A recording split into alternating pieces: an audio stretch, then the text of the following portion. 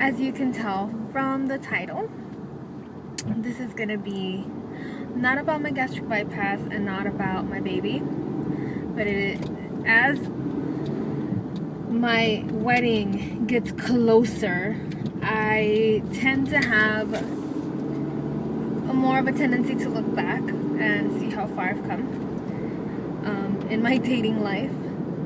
So I wanted to touch a little bit back on my past. I'm not gonna go too into like detail, but if you guys have seen my other videos that had nothing to do with gastric bypass, then thank you, because they were pretty terrible, but they were so much fun to make.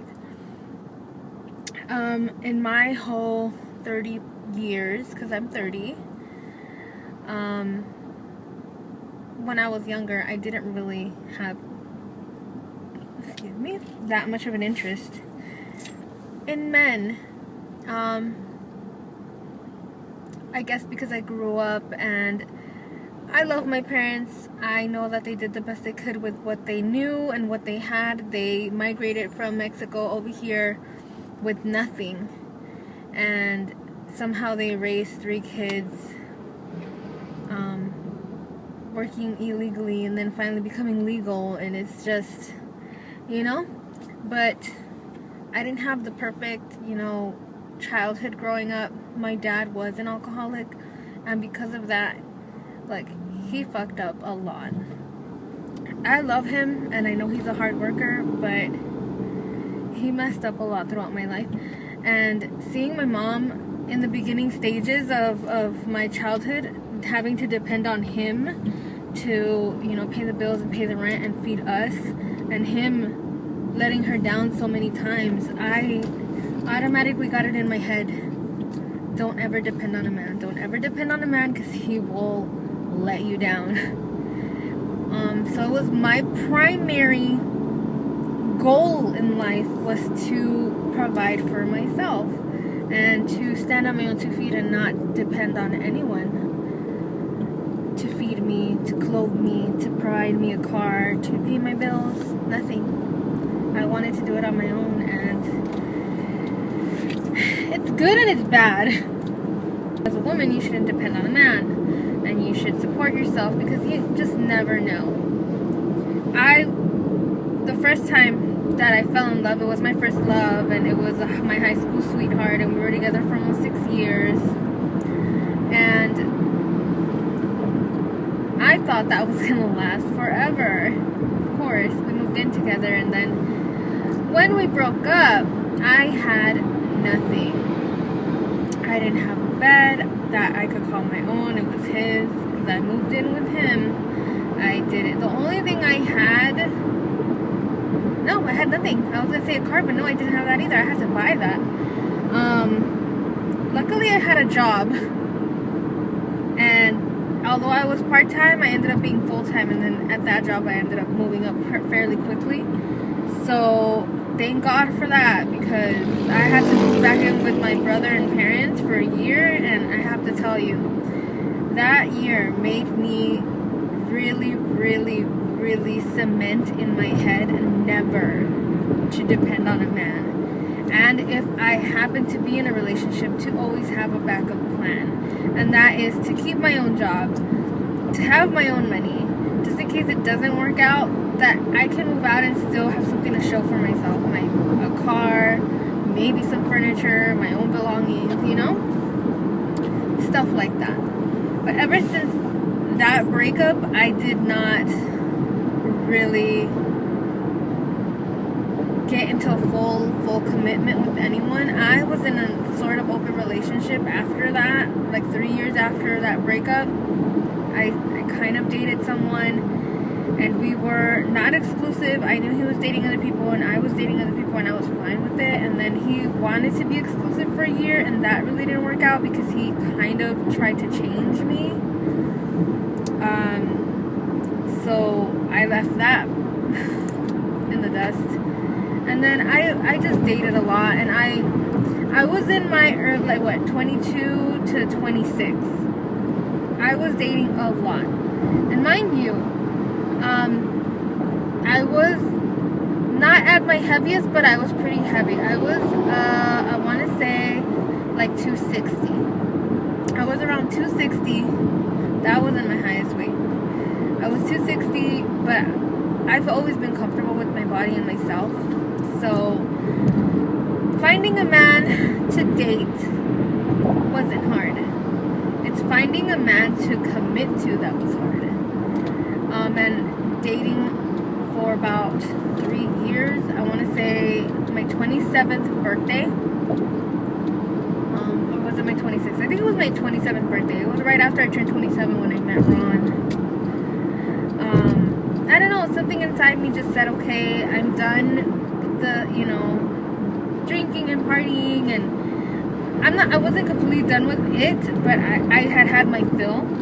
And then dating a lot of people put a lot of pressure on dating. I kind of felt more like it was something to do as, and not entertainment, but just as like kind of like going out with friends. You meet someone, you get to know them, you have a meal, you get to try new food, get to try new drinks, get to try new clubs. I mean, I didn't put a lot of pressure on it like some women do, where they're like, oh, this could be my potential husband, or this could be my next boyfriend. I didn't put that kind of pressure on it because I didn't want that at the time, I guess. So I just pretty much was going with the flow and dated multiple people.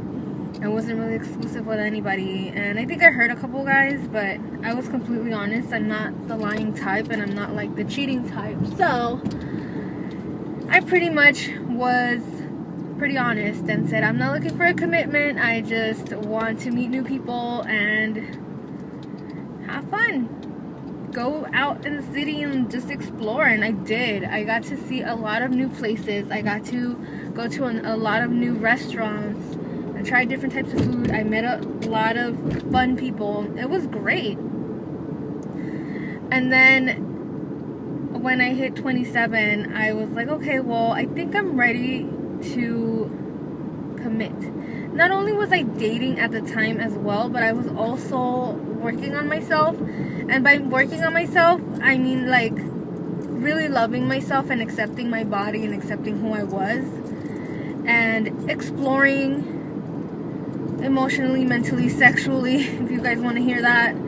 I was exploring, and I was just living my life as a single woman in Los Angeles. And I had a good time, and there was drama, there was so much exciting stuff. And at 27, I was like, okay, I think I've had my fill of all this, and it's great, but I honestly want to share my life with someone. And I decided that I wanted to put an ad on Craigslist, because Plenty of Fish was just a place to hook up, and Craigslist is a place to hook up too. But I tried, and I think paying for online dating is kind of crappy. So, and then meeting guys at like the gas station, at the market, at coffee shops, at clubs, like you can meet them anywhere. But I was like, what if I could like pre-screen someone or tell them what I'm looking for, and then they can reply to me, and if they want to, then fine. And if, we can screen each other that way. So I did that. I put an ad on Craigslist, and then I made it very, very blunt. I specifically said that I was not looking to sleep with someone on the first, third, or fourth date, that I wanted someone who had a job, who didn't live with their parents, who had ambition and drive. Your basics. At 27, I think that most guys would have, or on their way to get their shit together. And of course, I was completely honest about myself and what I look like. I didn't do no like selfie close up to my face. No, I've never done that. I think that's completely dishonest. I did a full body shot. I posted my weight, my height, like my nationality. Like, I don't want anybody to think that I'm something I'm not. And then when we show up face to face, it's like, what the fuck? You did not look like that on your picture. No, completely. I'm like, if you're not into fat girls, then you're not gonna be into me. That, and I was pretty outspoken and pretty blunt, so if they didn't like that either, it's gonna be a no-go.